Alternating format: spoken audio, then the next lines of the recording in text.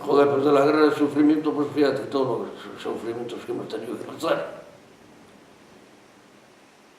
Y yo sé que Franco y toda su cuadrilla, pues teníamos una república constituida por el pueblo y aquellos fueron los que no podían, no tenían por qué meterse con la voluntad del pueblo.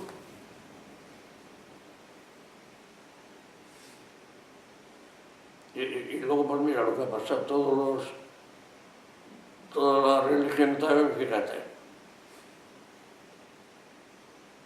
Puedes decir lo que quieras, nosotros te dejamos... No te quiero decir, joder, en los curas. Tanto y luego mirar ellos. Con Gachís y con la madre que les parió. No voy a dar nombres, pero...